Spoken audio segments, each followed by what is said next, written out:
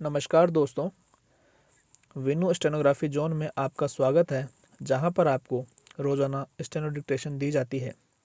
100 शब्द प्रति minute dictation बोला जाएगा, जिसे फ्लक्चुएट भी किया जाएगा। दोस्तों, यह जो डिक्टेशन है वह सभी प्रतियोगी परीक्षाओं के लिए आपके लिए बहुत बेनिफिशियल रहने वाली होगी। दोस्तों, डिक्टेशन का PDF डाउनलोड करने के लिए आप टेलीग्राम ज्वाइन कर सकते हैं। टेलीग्राम का लिंक आपको डिस्क्रिप्शन में मिल जाएगा। दोस्तों, अगर डिक्टेशन अच्छा लगे तो सब्सक्राइब करें, उसे शेयर करें, लाइक करें और कमेंट करें। Dictation start.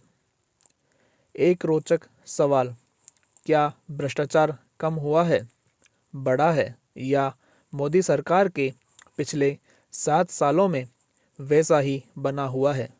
खैर, अब यह कर्नाटक के कॉन्ट्रैक्टर को कहें, जहां राज्य के कॉन्ट्रैक्टर संघ ने प्रधानमंत्री कार्यालय को पिछले महीने पत्र लिखकर दावा किया कि बेंगलुरु में कोई भी लोक निर्माण से जुड़ा काम शुरू करने से पहले उन्हें 25-30% स्थानीय जनप्रतिनिधियों को देना पड़ता है और आगे बिल पास करवाने के लिए 5% अलग से देना होता है। या गोवा का मामला लें, जहां बीजेपी विधायक ने अपने ही लोक निर्माण विभाग के मंत्री पर हर विभागीय पोस्टिंग के लिए 25-30 लाख रुपए की रिश्वत लेने का आरोप लगाया है। या महाराष्ट्र के पुलिस अधिकारियों से कहें, जहां पूर्व पुलिस अधिकारियों ने राज्य के पूर्व गृह मंत्री पर 100 करोड़ रुपए की वसूली का आरोप लगाया था। कर्नाटक और गोवा बीजेपी शासित राज्य हैं। महाराष्ट्र में विपक्ष का गठबंधन है। साक्ष्य बताते हैं कि संस्थागत भ्रष्टाचार उसी स्तर पर बना हुआ है।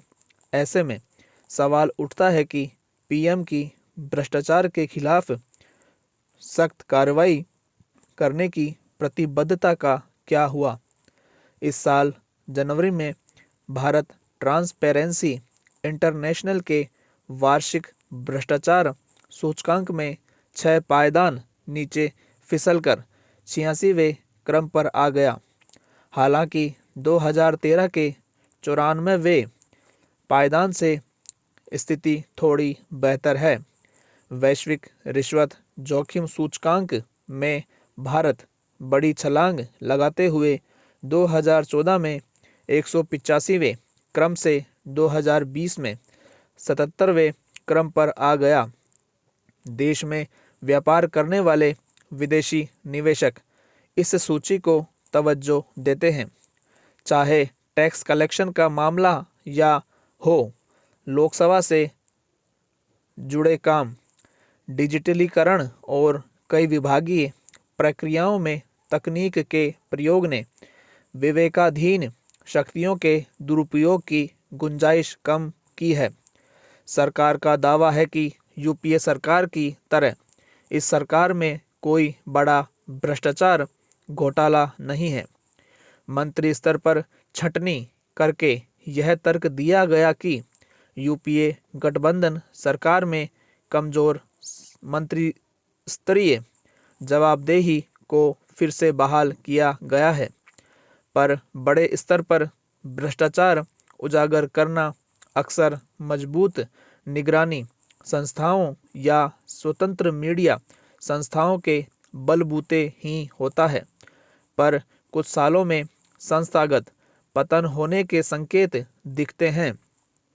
अब RTI के जवाब आते भी हैं तो कुछ एक के ही संतोषपूर्ण जवाब मिल पाते हैं। नियंत्रक और महालेखा परीक्षक रिपोर्ट अब गर्म बहसों का मुद्दा नहीं रहे। सब हो हल्ला के बाद भ्रष्टाचार विरोधी लोकपाल औचित्यहीन बना हुआ है। भारी भरकम और अधिकांश रूप से अनियमित चुनावी फंडिंग प्रणाली के केंद्र में स्थित विवादास्पद इलेक्टोरल बॉन्ड का उदाहरण लें।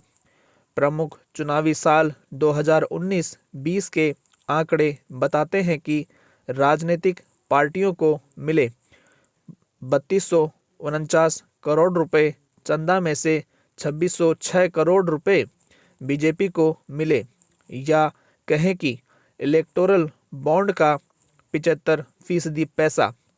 यहाँ ज़्यादा परेशान करने वाली बात गैर पारदर्शी सूचना है, जिस तक पहुँच सिर्फ सत्ताधारी दल तक की है। इससे पक्षपात और मिलीभगत का संदेह पैदा होता है। सुप्रीम कोर्ट ने भी इलेक्टोरल बॉन्ड मामले को टाल दिया है। हमारे यहाँ हर साल कोई न कोई चुनाव होते रहते हैं जहाँ पैसों की ज़रूरत पड़ती है।